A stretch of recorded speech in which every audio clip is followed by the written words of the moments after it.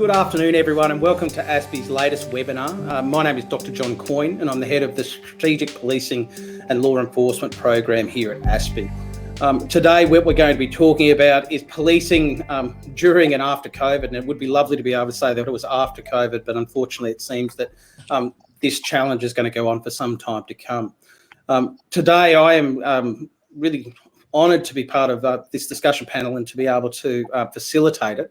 It's not often you get to say this, and my colleagues will be a little embarrassed when I say it, which is 103 years of collective policing experience, and to have one of Australia's young and very impressive lawyers, advocates here.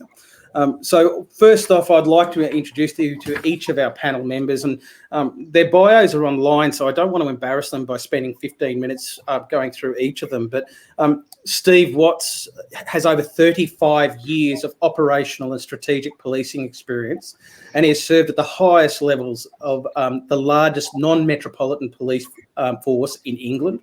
And on top of that, he's moved laterally across in global policing in a range of positions. And as we speak, is sitting in Goulburn with Charles Sturt University and the New South Wales Police College. I'd like to also welcome my ASPI colleague, Leanne Close, and I shouldn't say this because years, but this will indicate age, but over 33 years of policing experience, from everything from Australian Capital Territory policing all the way through to being one of Australia's leading CT managers of law enforcement responses as a Deputy Commissioner of National Security. My friend and colleague and visiting fellow Nick Caldis, who will not be a stranger to many people online, with over 35 years experience, topping out as the New South Wales Police Deputy Commissioner, having done a range of landmark activities in terms of community engagement, and now currently the Managing Director of Caldis Associates. And finally, and probably not least, is Tarang Chawla. He's a writer, a lawyer, an anti-violence campaigner, a mental health advocate, and a suicide survivor. He has received multiple honours for his work, and we're delighted to have him here at ASPI representing as part of this conversation the community. The way today is going to progress is as follows. What I'd like to do is start off with a brief introduction to the subject of policing and COVID. I'd like to invite each of my fellow participants here to make a short opening speech. I'm going to use the prerogative of the chair, and I'm going to ask a range of questions and hold nothing back. And the whole time, if you've got questions, you should feel free to send them in. As they come in, I'll try to also bring those into the conversation. So with all that said and done, I want to be thankful for those people who are not police officers listening to this, which is that public trust and social licence are critical to policing in Australia, Now, despite the rush of royal commissions and various other inquiries in the late or in the mid-90s into the 2000s, since September 11, 2001, there can be no doubt that Australia's law enforcement and policing agencies have enjoyed and earned the highest level of trust as organisations in our country. Now, that's a matter of fact. That's on the record. They've earned that trust by applying their trade and skills with a specific focus on building safety within our communities, not necessarily on law enforcement. Our Australian police officers, whether they're in the states and territories or whether they work at the Commonwealth level, have increasingly made themselves over the last 2 decades problem solvers in our communities, working with leaders, working with general everyday people to make a difference. Along came COVID-19.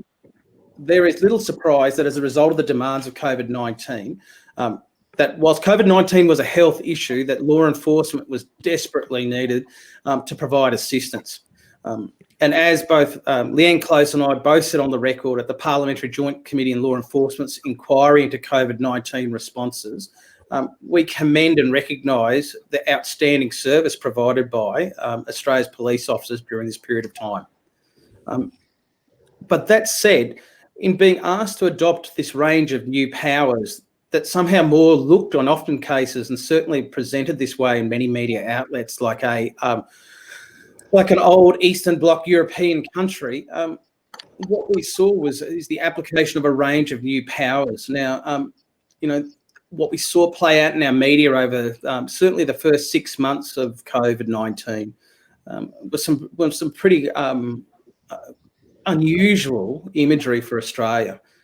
What we saw and the public reactions to it was wavering between media support of our police officers, arguing that protesters were out there deliberately antagonising our police officers, right through to this securitized version of policing.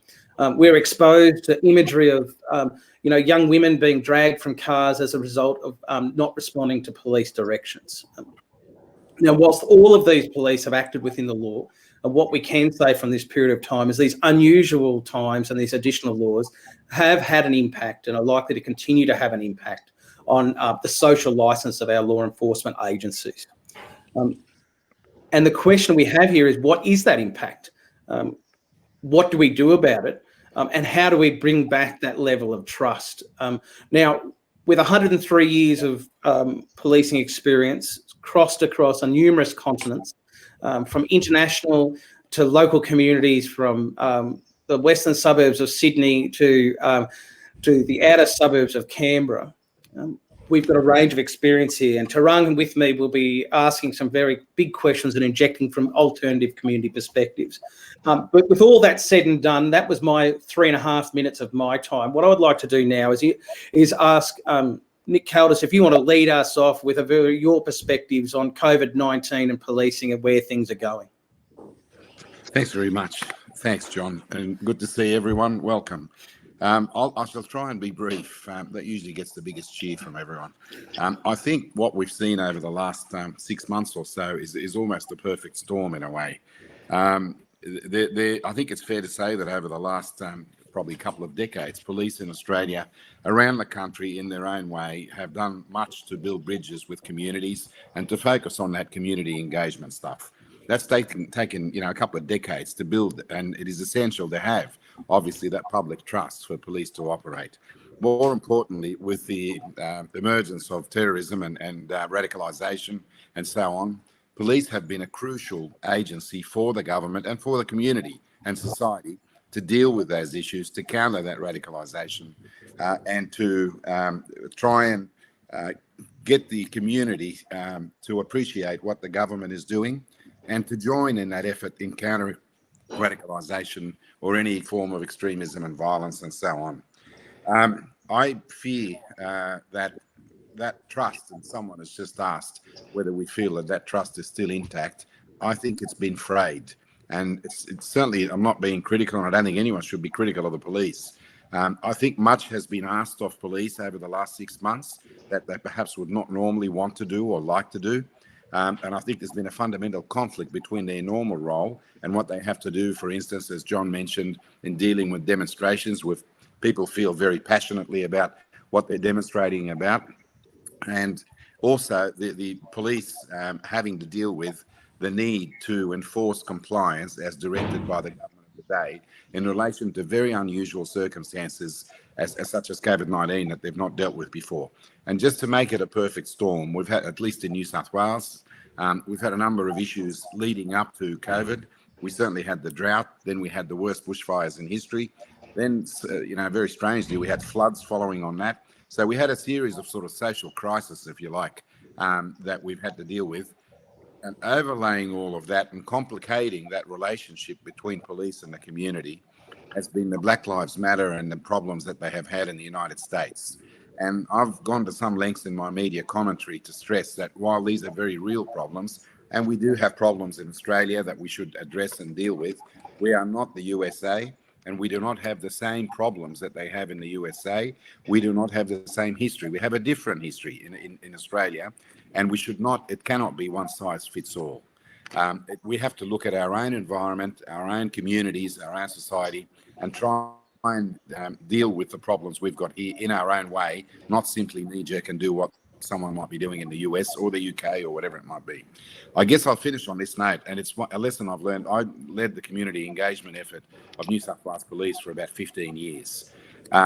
I think the key lesson I learned out of that period, and we'd won many awards and were recognised in many forums for the stuff we were doing with the various communities, but the key lesson for me is to engage with these communities at a time when there is no crisis, to build those relationships and trust and understanding and a common language before there is a problem. And then when the problem comes, you try and deal with it together.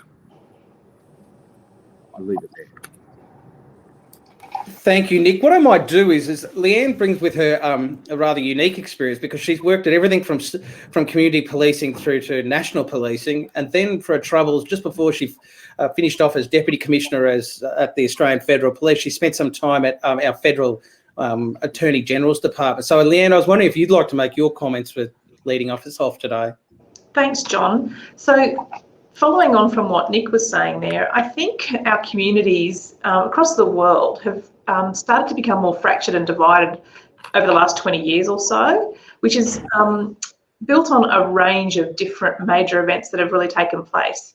Obviously, September 11 events back in 2001, I think, were really the catalyst for where we're seeing this great divide in communities and this nationalist rhetoric, the ideologies and sentiments that we're experiencing right now. Leading up to Covid-19, we're seeing that, I think, is a bit of a tip of the iceberg now in terms of people's distrust, as Nick mentioned, around not just police but government, around the systems that we have around democracy and other things. It's not just September 11. There's been a raft of other major events that have occurred over the past 20 years that have impacted. That includes then the anti-terrorism war that was then fought predominantly by the US, and we were party to it, in the Middle East, in Afghanistan, Iraq, Syria. We saw the great migration that's occurring, and that changing dynamic, particularly through Europe more than other countries. But Europe experiencing mass migration has caused quite a bit of divide amongst the community, from people wanting to accept the immigrants willingly, and then other people with what we're seeing a much more right-wing, nationalistic, Nazi rhetoric in some respects that we're seeing coming out of some countries. We also then experienced the social media phenomenon. So the access to information, disinformation, misinformation that's put out there, the connectivity around the world's been fantastic. So social media's had some real positives, but having access at your fingertips, an ability to stream material or to upload content, become journalists of the world, if you will, people are able to put up things that they believe might be true or might be doing it for a point of mischief, has also caused a lot of divide, and that continues. And we're seeing a lot of reporting this week around that impact of social media on people's mental health. That leads us then to the rise of Islamic extremism in significant numbers, with the so-called caliphate wanting to be formed in Syria and Iraq by ISIL. Again, that just helped to start to divide communities in Australia to a lesser extent, but certainly the US and across Europe, where we had these groups protesting and these extreme divides between right-wing extremism and Islamic extremism. In fact, many of the studies are showing that the sort of characteristics that they exhibit are very similar in the way that they're approaching their ideology and their call to arms, etc. So from an Australian perspective, I agree with Nick. It's not quite that extreme, but we certainly saw that following the Christchurch massacre in March 2019 and the live streaming from Tarrant. That inspired people, particularly in the USA. We saw ASIO recently talking about 30 to 40% increase in their investigations involving right-wing extremism. And the language and the tone that comes from government, from various representatives in the community as well, can sometimes cause that divide. COVID-19, I think, has just come on top of what's already been quite a fractured couple of decades that we're all experiencing. And the Donald Trump rhetoric that he's espousing as well is another symptom and highlights the fractured nature of what we're dealing with, what our police officers, what emergency first responders have to deal with when they're out in the communities. So there's a range of policy approaches that do need to be taken by government, but I think we'll certainly be talking a little bit later around what can be done in terms of more communication, appropriate language, social cohesion and bringing communities together, and police have a really fundamental role to play in that. Thanks, John. Now, Steve, your experience is again brings another unique perspective. So UK perspective, but not just a UK perspective. You had in your area of expertise, you operated with everyone from inner city dwellers through to more rural areas, and then on top of that, you capped it off with a really wonderful experience out of the UAE. So I was wondering if you might like to sort of give us a different perspective on this issue of social trust, and as a newer Australian from your perspective. You're on mute, Steve. Yeah, I've had the opportunity and privilege of working in several places around the world. And that just reinforces my view that policing is the same wherever you go. It's about providing safety and security to individuals and communities, particularly to the vulnerable. And I think the responses that I've seen from my contacts back in the UK to the COVID situation has been very similar and on very similar lines to that elsewhere, and certainly the same as people that I've been speaking to in the UAE. I think the challenges really come at sort of an operational, an organisational and at a sort of community strategic level. And the challenges that I've seen in all these areas, including Australia, are around changes in patterns of crime as a result of COVID, and that's about domestic violence increasing, abuse of children in the home situation increasing because of issues around lockdown and those sorts of things, and the sense of almost sort of enemy, which I think Leanne was referring to, around sort of social exclusion and isolation, given people's concerns around the decisions that have been made in relation to the quarantine and the lockdown. Alongside that, you've got police expected to do things which they've never been used to doing, and certainly I had experience in Sydney working with the Department of Premier and Cabinet around the quarantine there, with police officers being required to manage people within hotels, deal with their deal with their day-to-day problems, at the same time enforcing the restrictions and the requirements. And as usual, police responded very well to that. We are across the world a can-do organisation, and we get on and we perform the tasks. So in addition to that, if you like, operational imperative, which, as I say, we generally rise to and we generally achieve. I think there's also been an issue around legitimacy, and again, Nick and Leanne referred to this. It's around the police being expected to do things they're not normally expected to do, and where does that position police in relation to the community and their relationship with the community, and different parts of the community. And one of the concerns I've particularly had from the UK is the impression that's starting to be driven, that policing is being driven from the government rather than by the police. Government sets the policy. Government will set the objectives and outcomes that are required to be achieved.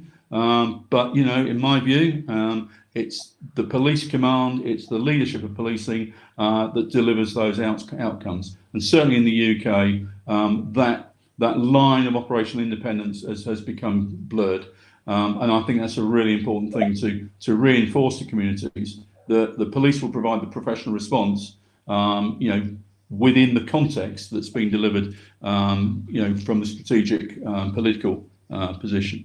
So I think that's a real concern and a concern going into the future as to how that's affected our relationship with communities going forward. And I think the organisational thing that I think has been a massive impact is around leadership within policing. Not just managing, the new resource demands, not just managing, the changes in the requirement for how policing should be delivered, but managing our people, police officers and staff. And I think it's unusual, this particular scenario, in as much as the police as individuals are as affected as the people in the communities that they're policing. You know, they're human beings. They are succumbing to COVID. Their families are succumbing to COVID. Loved ones are dying as a result of COVID. You know, their families have as much fear in terms of the consequences as anybody else's families. You know, and you know, I look back to my career, and we used to do a thing around war duties, which was, you know, what would happen when, during the Cold War, the bomb went off, and how the police would respond to that. And we had massive plans in place, you know, very, very detailed scenario planning. But actually, the big question was, how many people will turn up on that day, the day after, you know, when actually their thoughts are going to be with their families and their own communities. I don't think we're at that stage, but I think that's a real dynamic that we've not been alive to previously. Generally, the police will attend and deal with a situation from the outside, if you like, working with the communities, but not being as affected as the people there. And I think it's a really interesting dynamic. And then layered on top of that is a whole issue of welfare of police officers and members of staff. And as Nick indicated, in Australia, coming on the back of the fires, the floods, it's an enormous issue that I think there's a long way to go in policing across the world in terms of the way that we provide the skills to give our people the resilience in relation to dealing with these very difficult, very traumatic issues, and the ability to recognise the signs and symptoms in themselves, do something about it, and support their colleagues. So I think at those levels, I think there are a number of challenges going forward for policing, and I think, you know, there is the opportunity to look at the potential for change that will make us better going forward. So, you know, there is a silver lining, a very small silver lining in my view. Thanks, Steve. Look, I will get Tarang to speak very shortly, and I just want to make this. He's got probably the toughest and heaviest load here to carry because, you can only have so many people on a panel, and we wanted someone to represent the community and have that community perspective. So with that, I guess, caveat, Tarang, you've got the huge job of representing the community here and giving some, I guess, feedback and commentary back on what's been said thus far. Thank you, John. So many great points raised by Steve, Leanne, Nick, and yourself, John. I want to preface at the outset that I'm based in Melbourne. I live and work in Melbourne, and we're in metropolitan Melbourne, and we're in a particularly unique situation contrasted to, at this stage, not only the rest of the nation, but other parts of the world as well, particularly when internationally, you know, the Melbourne lockdown is being reported as one of the longest and strictest, ongoing lockdowns anywhere in the world. And I also want to acknowledge, I think, some of the points raised earlier around the importance of independence of police and the police force as distinct from government and policymakers, and also empathise with the position that police officers are in, particularly those who are frontline police officers. They go home to their families, yet they are working in settings where there is a risk of transmission of this disease that is, you know, to use the word that's been used throughout the pandemic, unprecedented. So that they're worried about themselves, their families, their loved ones. And so, you know, my overarching perspective on this issue of policing after COVID is twofold. Firstly, the need for a human-centered response to not only the way that engagement from police and government occurs with the community, but secondly, an understanding that we may actually be getting ahead of ourselves when we talk about policing after COVID. You know, if we look at it from a broader public health perspective and we follow the sort of international guidance that we've received thus far, a vaccine is what's being touted as the one way to get to a stage of normalcy or to regain some degree of normality that we had prior to the outbreak of the pandemic. And that too is based on efficacy and so many other factors, which we obviously won't cover today. But we might have to get used to not only the community, but police forces, Australia and internationally, with a way of working that has this, let's describe it as insidious, but also invisible disease and illness that transmits quite easily. And we will have to then obviously mitigate and augment and adapt our response to that.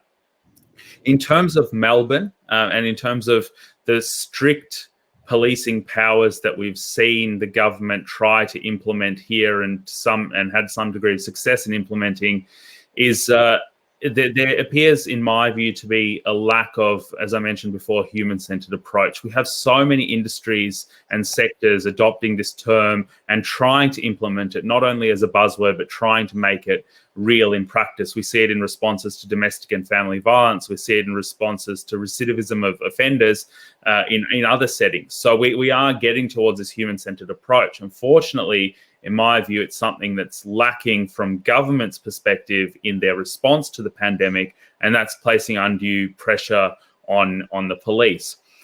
And to give you further clarity around what I'm saying here, it's systemic issues that are contributing to the continuation of the Melbourne lockdown. The overarching majority of community citizens are not rule breakers. They're law-abiding citizens. They're not those who follow the sort of rhetoric of Sky News and Donald Trump, nor are they posting #IStandWithDan on social media. They're somewhere in between that. You know, they want their leaders held to account. And because of this blurring of the lines of independence between police forces and government that's occurred for all of the reasons that the other panelists have mentioned, we're having this systemic issue around the social response. And I think we need to better have governments that better acknowledge human behaviour and motivation to tailor appropriate social measures. And I think that one of the issues that we have in Victoria in particular is that we expect 100% compliance, or government expects 100% compliance. And any strategy that relies on 100% compliance is a fantasy. And compliance, in my view, can only be obtained when there's value for individuals. And now that risk and reward balance is changing for individuals. Meanwhile, the Victorian response is not fully acknowledging and supporting this. Instead, it's punitively targeting this. So the fines have increased from $1,652 for individuals to somewhere in the vicinity of $5,000. We're getting continually moving goalposts to end a lockdown at some level that appears unachievable. So that naturally then impedes compliance. What we're having essentially is that the social needs of the majority aren't being adequately considered, and still we're looking at sort of the fringe margins of those who are either adamant on breaking the rules. Mystery cases, as our health professionals are starting to tell us, will continue. Those who are asymptomatic or mildly symptomatic, people will avoid getting tested, especially because of a fear of potential or real repercussions, missing work. They either estimate that minimal outings that they make won't achieve transmission of the disease, or they're frankly too scared to increase the daily case numbers because they're so scared of this continued isolation. Melbourne's been in isolation for months now. And so from a government perspective, I would argue that we need to move to testing and adherence to sensible and transparent measures that empower police to be able to do their job. And lastly, that I think people are fundamentally motivated by reward, not avoiding punishment. And so this places police in a very difficult position. They are in charge of managing the front line of this response within the community. So anywhere outside of a healthcare setting, they're in charge of managing that sort of response. Now, the punitive response, fines, things of that nature, combined with unrealistic targets, are now motivating covert risk-taking behaviour. People saying, oh, well, if I go, for example, we have a 5-kilometre radius that you're allowed to travel in metropolitan Melbourne. Oh, if I go 5.5, if I go 7 to catch up with a friend in a park, it's only if police stop me that they're going to ask any questions. But if we lay low, we'll get away with it.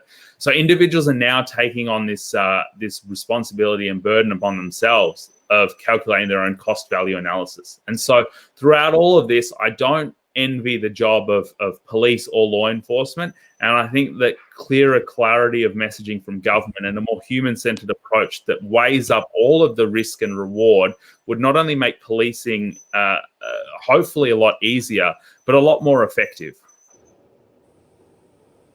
Tarang, look, I mean, there's plenty to work with across the board there, and we've got some great questions coming in. One of those themes the whole day is about trust. And so I guess my initial comment, and then I'll go to a question for one of the panels, is that, it's really quite interesting that we had really high police trust that was earned over the last 2 decades in this country. Just unprecedented, the state and then at the federal level. At the same time, what we saw is a bottoming out of public trust in government. and other government institutions. And in fact, we hit, some really terrible lows near the last federal election. So we did see that. Unfortunately, what we've seen is a reversing of some of that, and we've only got some initial data in where, as this crisis goes on, there seems to be more trust in government and less trust in police. Now, if we reflect, and I hinted on this, and I did warn poor Nick about this question, which is that Nick has lived through this. So 15 years he did community engagement, of which 15 years of that was in the tail end of two things. First off, the tail end of the Woods Royal Commission, where there was a lot of trust issues in police. And we are going forward to go backwards, but I think it's important. And secondly is those really heavy-handed initial CT days, Nick, that really saw community pressures. So I wonder if you could give us 3 lessons from that period of time about community trust, what would they be? You're on mute, Nick. Sorry, I've been following Steve's lead. So we lived through a fairly tough time in terms of credibility and relationships with the community during the Wood Royal Commission. And I think it's fair to say that it was unprecedented in terms of how long it took and the almost intentional way they went about. It went for nearly 5 years, which is unprecedented for a Royal Commission into police corruption internationally. The textbook reviews of that sort of thing in the US at Mullen and the NAP Commission in New York say you do it in 12 months, you highlight the problems, you tell them what they've got to fix and you get out of the way. Otherwise, you completely demoralise the organisation. That's not the view they took in Sydney. We definitely had issues, and I think we, the police in New South Wales, have dealt with those issues. By and large, there is no systemic corruption, probably not only in New South Wales, but I suspect in the rest of the country as well, because the mechanisms, the checks and balances and the oversight frameworks are such that it jumps on these things and it deals with it quite adequately. What that means in terms of relationships and the lessons I've learned, as John just asked me, one is that you do, as I said earlier, you must build those relationships at a time when there is no crisis. Make friends, get to know them. You have trust, credibility, you have each other's numbers, and when something happens, you can actually reach out to each other and deal with it in a much more sensible fashion, rather than coming inside unseen and saying, look, I haven't bothered to get to know you, but trust me. And I think the Hyde Park riots that we had a couple of years ago were a classic example, because we called on the Muslim community leaders to support the police, and they held a press conference with me and other senior police to say, not in our name, please stop, don't do this. I think the second big lesson is that organisationally, the police must be focused on this issue and they must dedicate resources to it. In New South Wales, we had started a community contact unit. We had a hate crime unit, which was a big issue for all of the communities, in terms of wanting to be assured that the police were on top of this issue and monitoring what sort of crimes were being committed out of bias and hatred and so on. And it's about having that. We also have a Commissioners Consultative Committee on Multicultural Issues that has access directly to the CEO of the organisation, the Police Commissioner. All of these things are important in terms of showing the community that you are engaged, you're awake. We had performance measures for each of the local area commands about how much activity there exists in each of the local area commands. And then probably the final lesson is that the tone starts at the top. So leadership is really important. I think the Commissioner, up to and including the Premier or each of the heads of the territories and governments, should also become someone who is seen to speak the right things and to take part in various activities and to be saying loudly that they support the police and the community engagement effort and so on. Absentee sort of landlord thing is something that's, people are not idiots. They pick that up. If somebody's not prepared to engage, doesn't go to functions, doesn't get to know the community, they'll work that out. They're not really engaging, and they don't have face-to-face contact is the best possible way that you can possibly build the bridges. Thanks, Nick. Look, I guess, in this case, we have 3 police officers on our panel, and I mean that. I make that delineation. This is something that Leanne and Steve and I independently have discussed previously, and it's something that I really, based on Tarang's response, that I think is really important. That is that there is a difference between policing and law enforcement, and it's not just an academic one. And when we're talking about communities, it is very different. And I think, Leanne, if I could ask you maybe to lead off on that point, which is from your perspective as having been a law enforcement officer and a police officer, if you might like to make some of those issues and how that plays out at times like this. Well, I think police officers are given specific powers, and that's bestowed on them from the community. So the government, the community allows police and gives them the privilege of having certain powers of arrest, able to use force, etc. They're very visible because of the uniform nature of what they do, and that special place they have in history of Australia and other Western type countries, where they are members of the community but with these additional powers to maintain peace and security for our communities. I think an important part, and I've written about this when I've looked at the militarisation of policing, particularly in the United States, but the impacts and the potential lessons we need to learn here in Australia ring true as well. The community policing principles that police, first and foremost, are members of the community that they serve and protect. I think it goes to a lot of the symbols of policing as well, the language we use. I don't agree with calling a service a force, for example. I think that sets a really different tone to calling a police service a service. That's just one of the symbols. There's been in the US in particular a really strong move to militarisation of their policing and law enforcement for a range of reasons. Partly the fact that they've got 18,000 law enforcement and policing bodies across the US. They've relied on defence material, funding, equipment. They look like military in many respects because of the nature of their uniform and the equipment and the accoutrements they wear. Australia's not immune to that. We're seeing that creep into the types of uniforms and the way people approach the role they do as police officers. They do take that role extremely seriously, and the vast majority of police officers have excellent communication skills and judgment skills and de-escalation skills. But when it does become a pressure cooker, as we're seeing through COVID and through all of these other protest actions and things that are occurring in Australia, we have to be really mindful of that. And I couldn't agree more with Nick that it comes down to leadership as well, and the way that they interact with the community, the sort of language and tone, the support that they seek from the community in getting ideas. And the other thing is some of our police leaders also, and police throughout the country, willing to admit when mistakes happen, because they are human. At the end of the day, they make mistakes as well as any other person in any other walk of life. But theirs are often more visible. We've got people with cameras and social media and people willing to speak out, which is a really positive thing for our Australian democracy. So we also need to make sure that those leaders and people admit when they've made mistakes and learn from it and move on. And one final point just on Royal Commission issues. I think Royal Commissions have been healthy and positive, and we've highlighted where instances of complete corruption and abuse of powers of police have occurred over decades.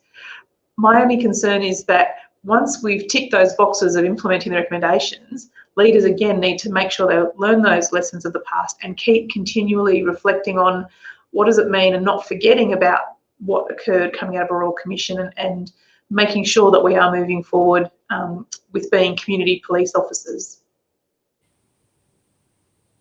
Thanks, Leanne. Look, I might hold off, Steve, because I want to ask you a specific question. But Tarang, I think I want to go to a question from Kira Lee, and I'm just scrolling back up to find it. Now, there can be no doubt. So if we look back in Melbourne, we saw 9 inner city apartments, so community housing projects that were locked down with police outside. We've seen images of police with military people in uniform, not with weapons, but with military people in uniforms knocking on doors. We've seen in Queen Vic markets riot police. I guess from your perspective and the people that you deal with, and as a lawyer and as an advocate, has this negatively impacted on the community trust in police? Is there a breakdown now that we need to be aware of?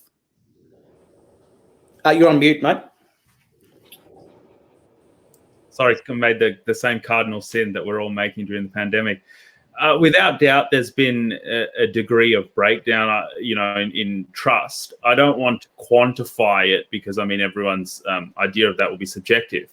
But certainly, we've seen that occur, and I think that one of the key points in our discussion is around Australian policing after COVID and Australian policing, and not looking too far into how this is playing out in other parts of the world. One of the things that we compare ourselves to the United States, for example, with the Black Lives Matter movement.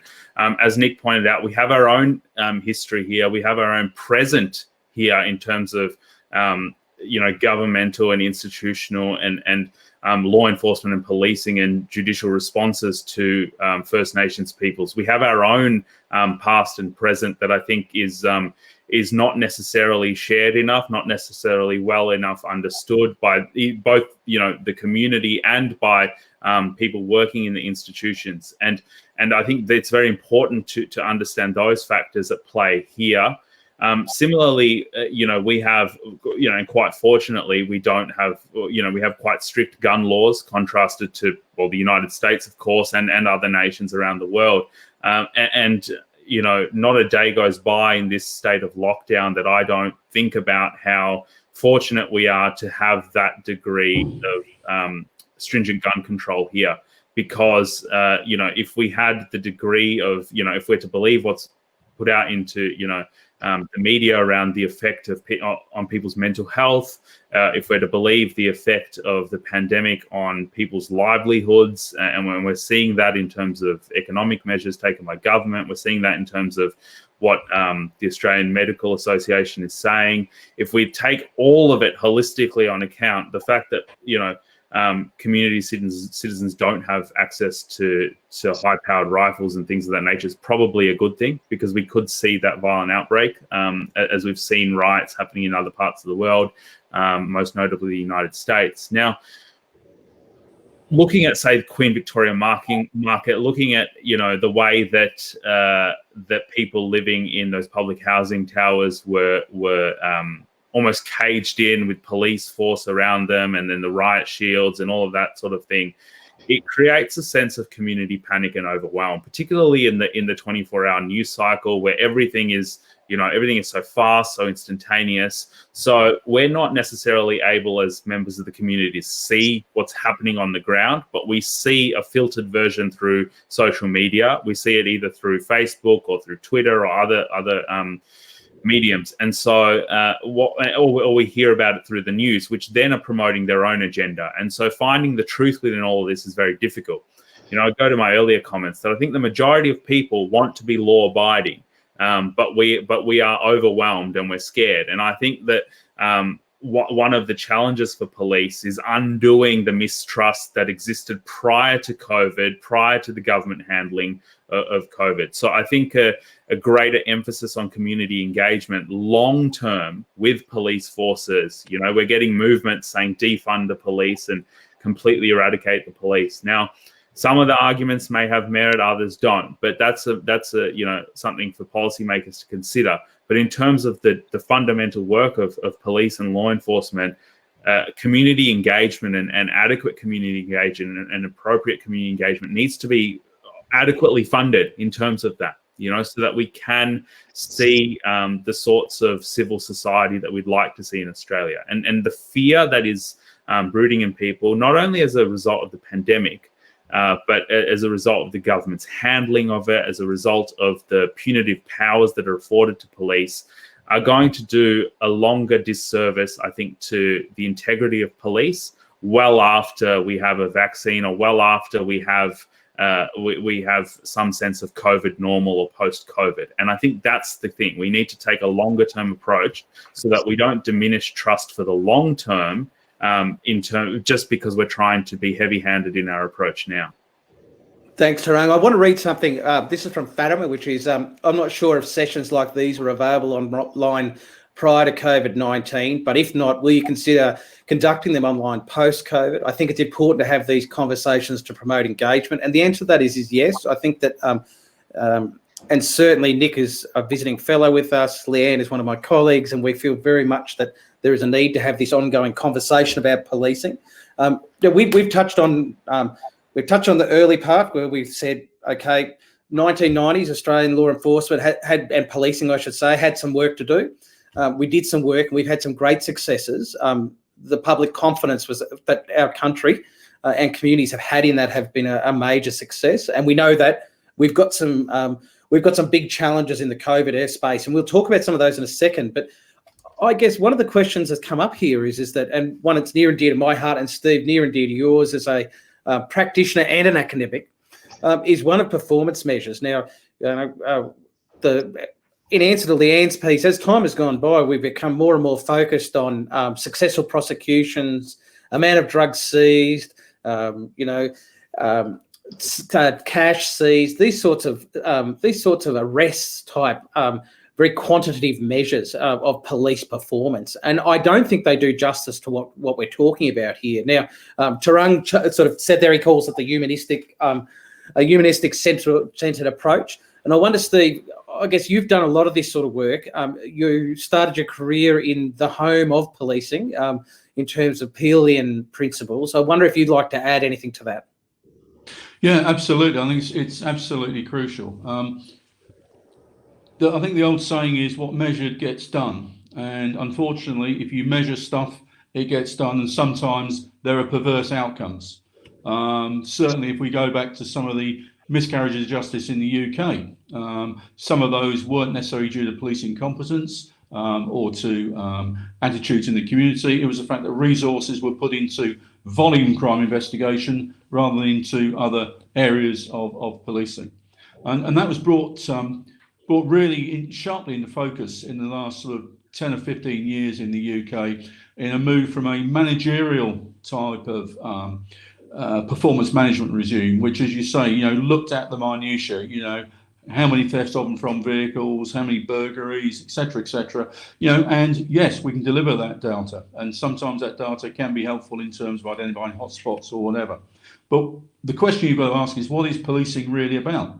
Policing is about, in my view, is about protecting people and communities. So you've got to be able to measure how in fact you do that. And I think some of the comments that Tarang made really around public confidence are absolutely crucial. If we can't deliver public confidence, if we can't measure the things that we're doing that deliver that public confidence, then I think we are in real problems. A couple of years ago, when Theresa May was the Prime Minister in the UK, really a lot of it because of backlash from police leadership, talking about this managerial approach. There are too many performance indicators. She said, okay, your performance indicator is to cut crime, is to enforce crime. And again, that was one-dimensional, it was short-sighted, and very soon, clearly that didn't work because, as you indicated earlier on, policing is more than law enforcement.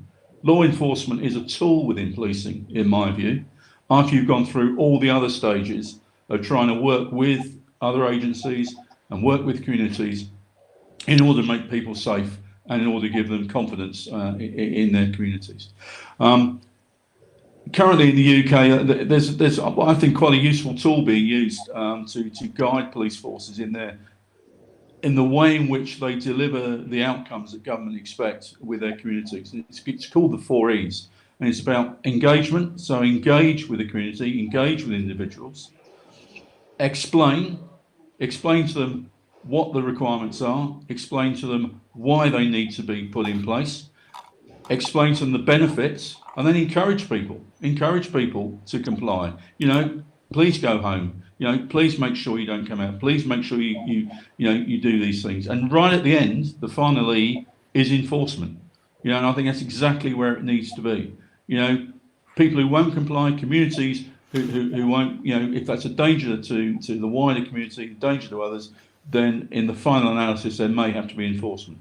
I think it's so important to engage, to explain, and to encourage. And just finally, on the point that Nick made, he's absolutely 100% right.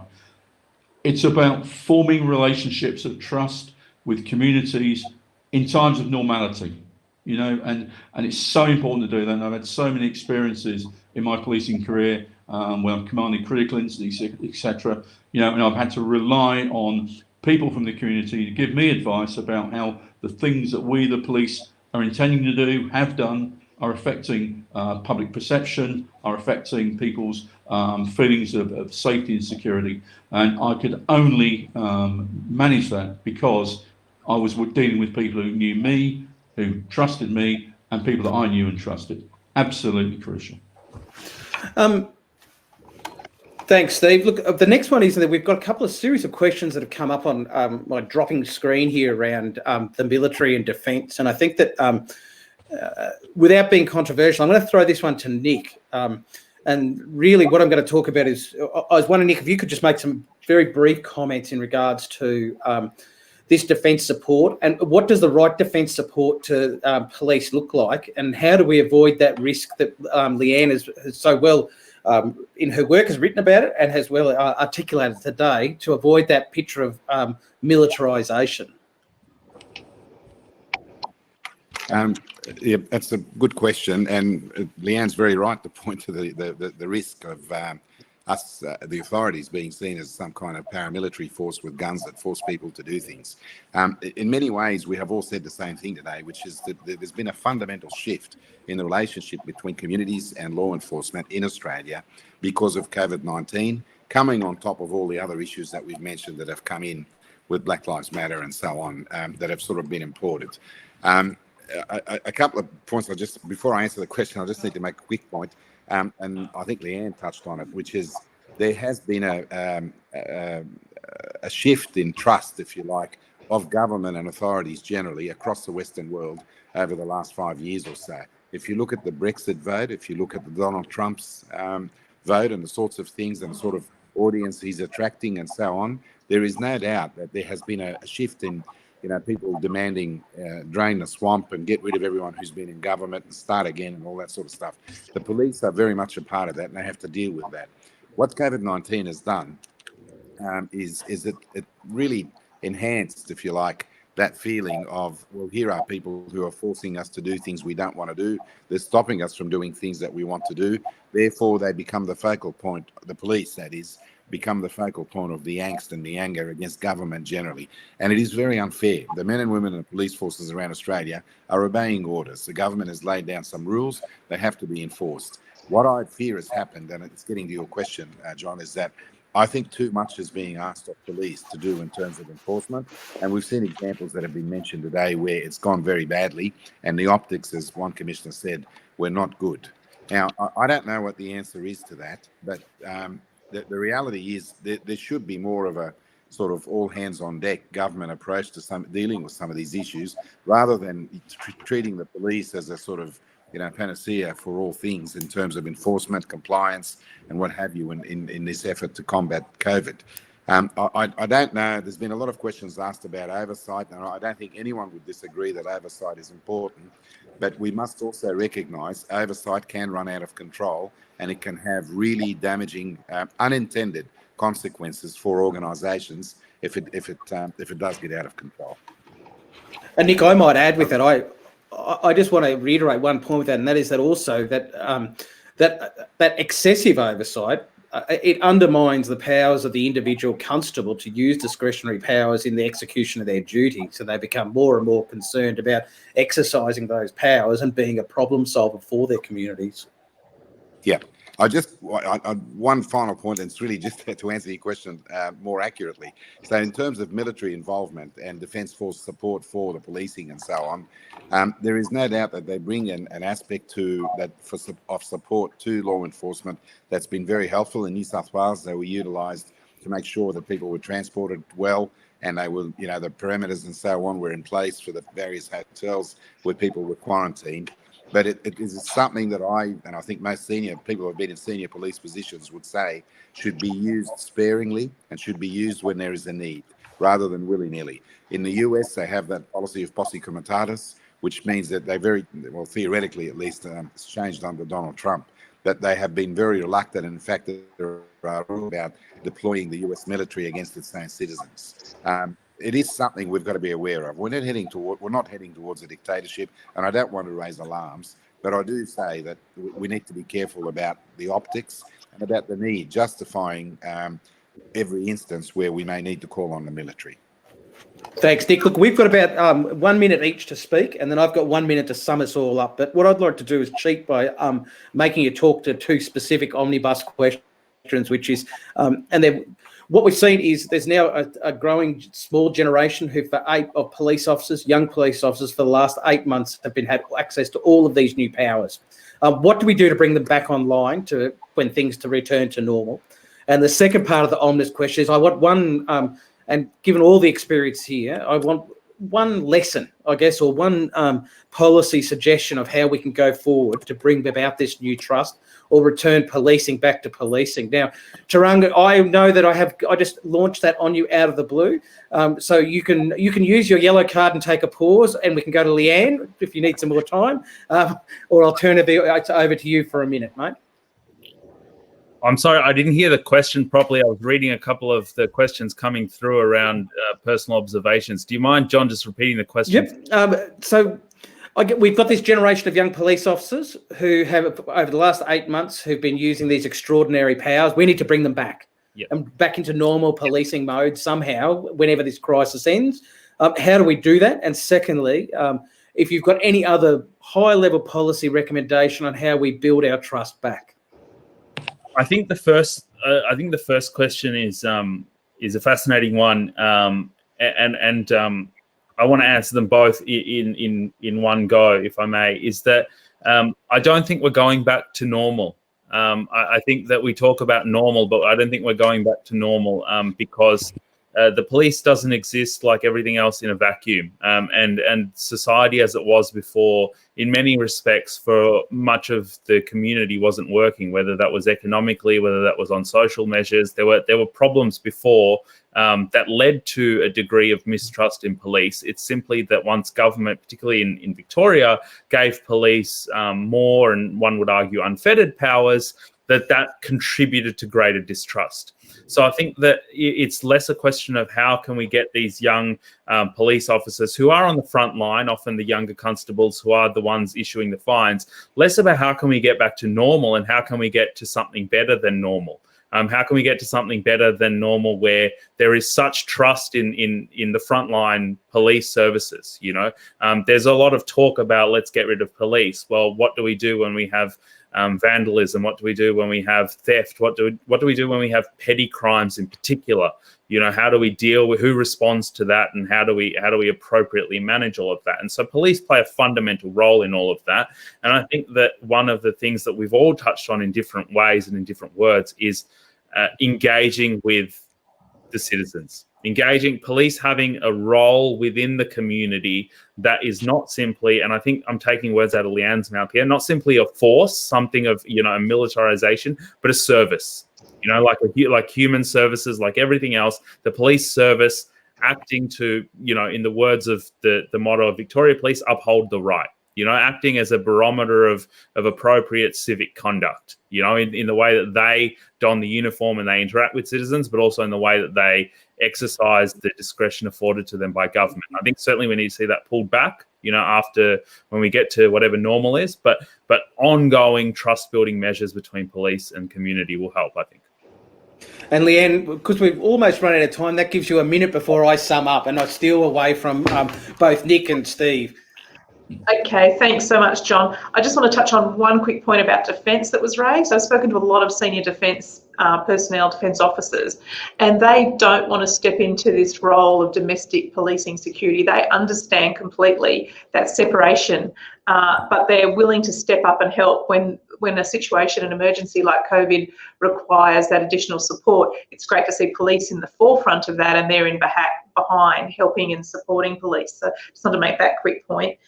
In terms of policy, I totally agree with everything Tarang just said. And some policy perspectives here, I think, that go to how do police step back. It's how do we in Australia, how does our government, maybe the role of National Cabinet, set the tone about what does social cohesion mean? What are the values that we expect for all Australians?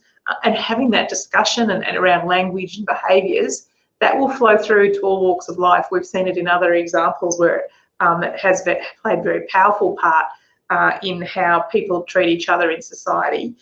So I think language matters. We need to have that discussion through National Cabinet, And as Tarang said as well, we need to also then say, what does living with COVID look like? What are the parameters? And communicate and work with the community on getting that message out so that we can get the vast majority of people helping to support and back our police and government. Thanks, Leanne. Look, as is always the case, or it's a good problem to have, we've got so many great questions coming in. Nick, thank you very much, because sitting here trying to listen to everyone and do this, you have answered more questions than I can possibly have ever imagined in a session. Thank you, and same to Tarang. Now, I want to thank each of you. It's not, and highlight this, I want to thank first off our audience and for those who put questions in. Secondly, I want to thank to each of the people who've been on the panel today on behalf of ASPI.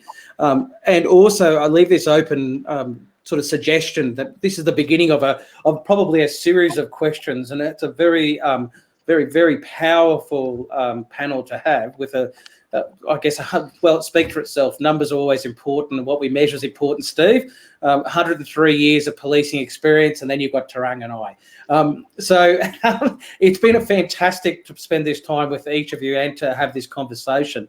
And the real things I take away from it is that we're all fierce agreement that policing in this country is more than law enforcement. That one enforces the law, but one also works with the community. And if we are to find a way back during COVID and to reset what will be our future normal, I think, Tarang, there's nothing like inspirational words. This idea that we will do better, I think, is a really inspirational one. And I look forward to having this conversation and continuing it possibly in another event about what that looking forward might look like. So with that, thank you very much. And thank you for an interesting hour. I wish everyone a great day, and thank you very much. Thanks, John. Thank you. Bye. Thanks, everyone.